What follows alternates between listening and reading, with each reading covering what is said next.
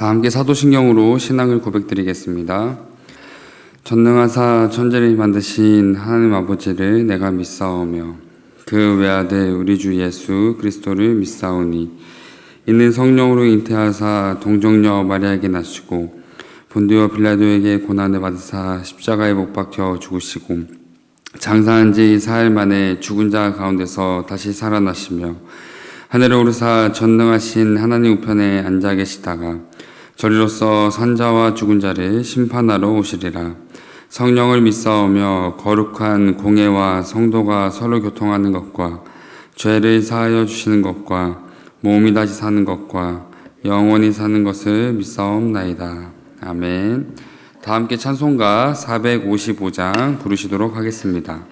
다 함께 찬송가 455장 부르시겠습니다.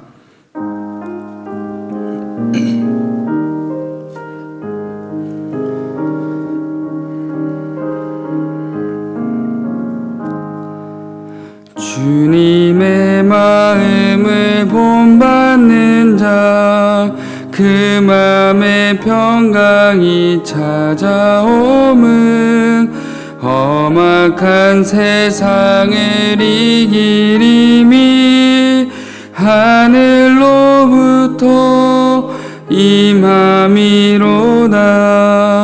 주님의 마음 본받아 살면서 그 거룩하심 나도 이루리. 주 모습 내 눈에 안 보이며 그 음성 내 귀에 안 들려도 내 영혼 날마다 주를 만나 신령한 말씀 늘 배우도다. 주님의 마음 본받아 살면서 그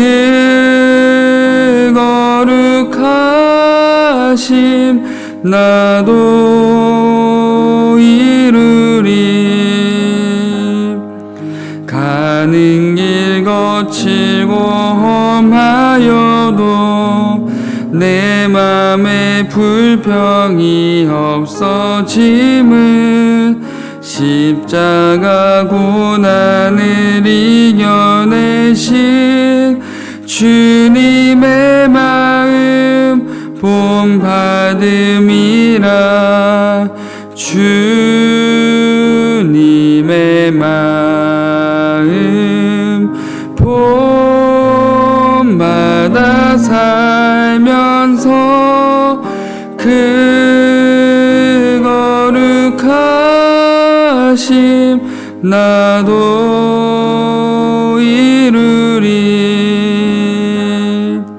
주 예수 세상에 다시 오신 그날의 묵성도 변화하여 주님의 빛나는 그 영상을 다 함께 보며 주 찬양하리. 주님의 마음 본받아 살면서 그 거룩하심 나도 이루리. 이 시간 함께 보신 하나님의 귀한 말씀은 민수기 25장 1절에서 13절까지의 말씀입니다. 민수기 25장 1절에서 13절까지의 말씀입니다. 제가 25장 1절에서 13절까지의 말씀을 봉독해 드리겠습니다. 이스라엘이 시딤에 머물러 있더니 그 백성이 모압 여자들과 음행하기를 시작하니라. 그 여자들이 자기 신들에게 제사할 때에 이스라엘 백성을 청하매 백성이 먹고 그들의 신들에게 절함으로 이스라엘이 바알 보올에게 가담한지라. 여호와께서 이스라엘에게 진노하시니라. 여호와께서 모세에게 이르시되 백성의 수령들을 잡아 태양을 향하여 여호와 앞에 목매어 달라. 그리하면 여호와의 진노가 이스라엘에게서 떠나리라. 모세가 이스라엘 재판관들에게 이르되 너희는 각각 바알 부올에게 가담한 사람들을 죽이라 하니라. 이스라엘 자손의 온 회중이 해막문에서 울 때 이스라엘 자손 한 사람이 모세와 온 회중의 눈앞에 미디안의 한 여인을 데리고 그의 형제에게로 온지라. 제사장 아론의 손자 엘르아살의 아들 비느하스가 보고 회중 가운데에서 일어나 손에 창을 들고 그 이스라엘 남자를 따라 그의 막사에 들어가 이스라엘 남자와 그 여인의 배를 꿰뚫어서 두 사람을 죽이니 연병이 이스라엘 자손에게 그쳤더라. 그 연병으로 죽은 자가 24,000명이었더라. 여호와께서 모세에게 말씀하여 이르시되 제사장 아론의 손자 엘르아살의 아들 비느하스가 내 질투심으로 질투하여 이스라엘 자손 중에서 내 노를 돌이켜서 내 질투심으로 그들을 소멸하지 않게 하였도다. 그러므로 말하라. 내가 그에게 내 평화의 언약을 주리니 그와 그의 후손에게 영원한 제사장 직분의 언약이라. 그가 그의 하나님을 위하여 질투하여 이스라엘 자손을 속죄하였음이니라. 아멘. 오늘 본문은 이스라엘 백성들이 시딤이라는 곳에 머물 때 이스라엘 백성들이 모압과 미디안, 즉 이방 여인들의 유혹에 빠지게 되었고 그 결과 하나님 앞에서 이방신을 섬기며 음란한 이방 문화 속에 죄악된 삶을 살아가고 있음을 보여주고 있습니다. 그리고 그 모습을 지켜보시던 하나님은 이스라엘 백성들을 향해 크게 진노하시는데 본문은 이런 상황 속에 두 명의 인물 모세와 비느하스의 반응을 비교하여 보여주고 있습니다. 따라서 이 시간 이스라엘 백성들의 죄악된 모습 속에 모세와 비느하스가 보인 대조적인 두 반응을 통해 우리에게 주는 신앙과 삶의 교훈이 무엇인지 잠시 생각해 보도록 하겠습니다. 본문 4절의 말씀입니다. 여호와께서 모세에게 이르시되 백성의 수령들을 잡아 태양을 향하여 여호와 앞에 목매어 달라. 그리하면 여호와의 진노가 이스라엘에게서 떠나리라. 이스라엘 백성들은 1절과 3절의 기록처럼 다른 이방 여인과 음행하거나 이방 신에게 절하는 죄악된 모습으로 살아가고 있었는데 이러한 죄악된 행동은 어느새 죄악이 아닌 새로운 문화처럼 이스라엘 공동체 전체에 큰 악영향을 끼치고 있었습니다. 왜냐하면 하나님의 진노가 죄를 지은 몇몇이 아니라 이스라엘 전체에 임했다고 분명하게 기록하고 있기 때문입니다. 그로 인해 하나님은 지도자 모세에게 이스라엘의 수령, 즉 각 지파 또는 이스라엘 크고 작은 모든 무리의 책임자를 잡아 하나님 앞에서 엄중하게 처벌할 것을 명령하셨습니다. 그런데 이상하게도 모세를 향한 하나님의 진노의 명령, 심판이 있었음에도 불구하고 이스라엘의 죄악된 상황과 모습은 전혀 나아질 기미가 보이지 않았습니다. 왜냐하면 하나님의 명령에 순종하는 모세의 소극적인 반응 때문이었습니다. 본문 5절의 말씀입니다. 모세가 이스라엘 재판관들에게 이르되 너희는 각각 바알 부올에게 가담한 사람들을 죽이라 하니라. 하나님은 모세에게 이스라엘의 모든 책임자들을 엄중히 처벌할 것을 명령하셨지만 모세는 그 죄에 직접적으로 가담한 사람들만 처벌하였습니다. 성경에서는 모세의 이런 소극적인 순종에 대해 정확한 이유를 밝히고 있지 않지만 아마 이방 문화에 의해 이미 흔들리고 있는 이스라엘 공동체의 질서와 상황을 염려하여 당장 모든 책임자들을 엄중히 처벌하는 것이 좋지 않다고 판단했을지도 모릅니다. 그러나 어떤 이유든지 간에 모세는 하나님의 명령에 소극적인 순종을 행함으로써 이스라엘 공동체는 여전히 이방 문화의 죄악된 영향 안에 큰 고통을 받고 있었습니다. 본문 6절의 말씀입니다. 이스라엘 자손의 온 회중이 해막문에서 울 때에 이스라엘 자손 한 사람이 모세와 온 회중의 눈앞에 미디안의 한 여인을 데리고 그의 형제에게로 온지라. 이스라엘 공동체는 이방 문화와 우상 숭배로 인해 더욱 더럽혀지고 있었습니다. 6절에서는 이스라엘 공동체가 마주한 죄의 심각성에 대해 이렇게 자세히 기록하고 있는데 이스라엘 자손 중 한 사람이 하나님 앞에 죄를 인식하고 눈물로 탄식하는 백성들과 지도자 모세가 보는 앞에서 이방 여인과 음행하기 위해 자신의 막사로 데리고 들어갔다고 기록하고 있습니다.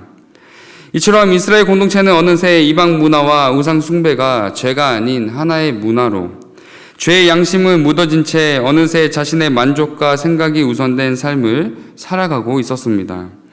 그런데 이 모습을 지켜보던 비느하스는 음행하는 그들을 당장 쫓아가 창으로 죽이는데, 비느하스의 이런 모습에서 우리는 몇 가지 특이한 점을 발견할 수 있습니다. 먼저 성경은 7절에서 비느하스라는 인물에 대해 그는 제사장 아론의 손자 엘르아살의 아들 비느하스라고 소개하고 있습니다. 이러한 소개는 구약의 특징 중 하나로 어떤 인물을 가문과 함께 소개하는 것이 보편적이지만, 동시에 비느하스와 같은 제사장들이 상당수 존재하고 있었음을 알려주고 있습니다. 다시 말해 죄로 인해 무너지고 흔들리는 이스라엘 공동체 안에 여러 제사장들이 존재하고 있었지만 오직 죄에 반응하며 끊어냈던 인물은 비느하스 한 명뿐이었음을 간접적으로 보여주고 있는 것입니다. 또한 본문 7절과 8절에 기록된 비느하스의 모습은 일어나 손에 창을 들고 남자를 따라 막사에 들어가 두 사람을 죽이니와 같은 비느하스의 즉각적인 행동과 관련된 모습을 자세히 기록하고 있는데, 이 모습은 이전 하나님의 명령에 소극적인 순종을 행했던 지도자 모세의 모습과 상반된 반응과 모습임을 간접적으로 보여주고 있습니다. 그렇다면 비느하스가 아버지 엘르아살과 다른 제사장들이 있었음에도, 더 나아가 지도자 모세가 있었음에도 자신이 이러한 행동을 했던 궁극적인 이유가 무엇이었을까요? 비느하스가 이러한 행동을 했던 궁극적인 이유는 하나님의 마음을 알았기 때문입니다. 본문 11절의 말씀입니다. 제사장 아론의 손자 엘르아살의 아들 비느하스가 내 질투심으로 질투하여 이스라엘 자손 중에서 내 노를 돌이켜서 내 질투심으로 그들을 소멸하지 않게 하였도다. 하나님은 비느하스가 행한 모든 행동의 이유가 하나님의 질투심, 즉 하나님의 마음을 알았기 때문이었다라는 것을 분명하게 알려주십니다. 그로 인해 분명 누군가는 비느하스의 행동에 대해 질책했을지도 모르지만 그의 행동은 하나님의 아픔과 진노의 마음을 유일하게 알았던 구별된 마음이자 이스라엘 공동체에 뿌리 박힌 죄를 뽑아내는 적극적인 거룩한 순종의 모습이었습니다. 그 결과 비느하스의 거룩하고 적극적인 순종은 그 즉시 이스라엘 공동체 안에 돌았던 연병을 그치게 하였고 이스라엘을 향한 하나님의 진노를 용서로 바꾸는 결정적인 계기가 되었습니다. 그러므로 이스라엘 공동체 안에서 모세와 비느하스의 상반된 두 순종의 모습을 통해 이 시간 우리의 삶과 신앙의 모습은, 하나님 앞에 나의 모습은 어떠한지를 돌아보며 점검해야 합니다. 하나님을 알지 못하는 죄악된 문화와 가치관으로 가득 찬 이 세상 속에 또한 내가 속한 가정과 여러 공동체 안에서 우리는 어떠한 모습으로 살아가고 있습니까? 하나님의 말씀을 듣고 순종하지만 나의 환경과 상황에 맞춰 내가 가진 생각과 타협하는 순종의 삶을 살아가고 있지 않습니까? 우리가 만약 어떠한 상황에도 나의 생각과 방법이 아니라 하나님의 마음을 먼저 알기 원한다면, 우리가 하나님의 마음을 조금이라도 더 헤아리기 위해 노력한다면 우리는 어떤 상황에도 타협하지 않는 즉각적인 말씀의 순종으로 우리의 가정과 공동체, 더 나아가 우리가 마주한 세상을 변화시키는 거룩한 성도의 모습으로 살아가게 될 것입니다. 영국의 목사였던 토마스 아담스는 순종에 대해 이렇게 고백했습니다. 많은 성도들이 교회에 들어가 자리에 앉지만 정작 하나님의 말씀이 들어갈 마음의 자리는 마련하지 않는다. 성도는 하나님의 말씀을 마음의 자리에, 말씀의 순종은 삶의 자리에 실천되어져야 한다. 사랑하는 성도 여러분, 이 땅에 하나님의 자녀, 성도라고 고백하는 사람들은 너무나 많지만 정작 하나님의 마음을 알기에 힘쓰며 하나님의 말씀을 삶으로 살아내는 사람들은 너무나 작은 시대 속에 살아가고 있습니다. 그러나 오늘 말씀에서 본 비느하스처럼 우리의 마음이 아니라 하나님의 마음을 알기 위해 힘쓰시기 바랍니다. 우리의 생각이 앞서는 것이 아니라 하나님의 말씀이 앞서는 순종의 삶이 되시기를 바랍니다. 그러므로 오늘 하루 하나님의 거룩한 성도의 모습과 삶을 통해 살아계신 하나님을 증거하는 귀한 성도님들의 삶이 되시기를 예수님의 이름으로 사랑하고 축복합니다. 기도하겠습니다. 사랑의 하나님, 오늘 하루를 허락하시고 예배의 자리로 이끌어 주심에 감사합니다. 하나님, 우리가 살아가는 시대 속에 성도임을 고백하며 살아가지만 여전히 눈에 보이는 세상의 문화와 가치의 시선을 빼앗기고 하나님의 말씀보다 내 마음과 감정, 생각이 앞서는 우리의 연약한 모습을 돌아봅니다. 그러나 우리의 존재가 하나님의 거룩한 백성, 성도임을 잊지 않고 이 땅에 하나님의 말씀대로 살아가는 거룩한 순종의 제사장임을 기억하며 하나님의 말씀대로 하나님의 말씀 앞에 하나님의 마음을 헤아리며 살아가는 우리의 삶이 되게 하옵소서. 우리의 제된 본성과 연약함에도 불구하고 우리를 먼저 사랑하시는 예수 그리스도의 이름으로 기도드립니다. 아멘. 하늘에 계신 우리 아버지여, 이름이 거룩히 여김을 받으시오며 나라에 임하옵시며 뜻이 하늘에서 이루어진 것 같이 땅에서도 이루어지이다. 오늘날 우리에게 일용할 양식을 주옵시고 우리가 우리에게 죄 지은 자를 사하여 준 것 같이 우리의 죄를 사하여 주옵시고 우리를 시험에 들게 하지 마옵시고 다만 악에서 구하옵소서. 대개의 나라와 권세와 영광이 아버지께 영원히 있사옵나이다. 아멘. 들으신 말씀을 기억하며 함께 기도하겠습니다. 첫 번째 기도 제목은 하나님의 말씀에 즉각 순종하는 거룩한 제사장, 성도된 정체성을 기억하며 살아가게 하옵소서. 두 번째 기도 제목은 고통받는 성도와 이웃을 돌아보며 섬기는 사랑의 성문 공동체가 되게 하옵소서. 세 번째 기도 제목은 타국에서 복음을 증거하시는 선교사님들의 사역과 삶을 지켜 주옵소서. 이렇게 세 가지 기도 제목을 놓고 함께 기도하신 후에 각자 개인 기도하시고 돌아가도록 하겠습니다. 기도하겠습니다. 사랑의 하나님, 감사합니다. 오늘 하루를 또 허락하여 주시고 오늘 하루 하나님 또 우리가 허락하신 이 시간 속에 많은 사람들과 함께하며 내게 주어진 자리 속에 또 살아갈 수 있게 하심에 감사합니다. 하나님, 우리가 살아가는 모든 시간 속에 우리가 세상을 바라보는 것이 아니라 살아계신 하나님을 바라보게 하시고 하나님의 마음을 헤아리며 하나님의 마음, 하나님의 뜻과 계획을 묻고 나아가는 진정한 성도된 정체성을 가지고 살아갈 수 있도록 붙잡아 주셔서 우리가 하나님의 말씀을 듣고 읽고 배우기에 힘쓰게 하시고 우리가 그 말씀을 그냥 배우고 듣는 또 읽는 또 지식으로만 남는 것이 아닌 삶으로 순종할 수 있는 믿음을 허락하여 주셔서 하나님의 거룩한 제사장으로서 하나님이 세우신 성도로서 이 땅에서 하나님의 말씀대로 살아가며 하나님의 말씀을 증거하는 귀한 삶을 살아갈 수 있도록 붙잡아 주셔서 하나님, 내게 주어진 상황과 환경 때문에 하나님의 말씀에 순종하기에 우리가 머뭇거리는 것이 아니라 또 나의 상황과 환경에 타협하며 순종하는 것이 아닌 온전히 하나님의 말씀 그대로 순종할 수 있는 믿음과 삶을 살아갈 수 있도록 하나님 붙잡아 주시고 힘과 능력을 더하여 주셔서 또 우리가 살아가는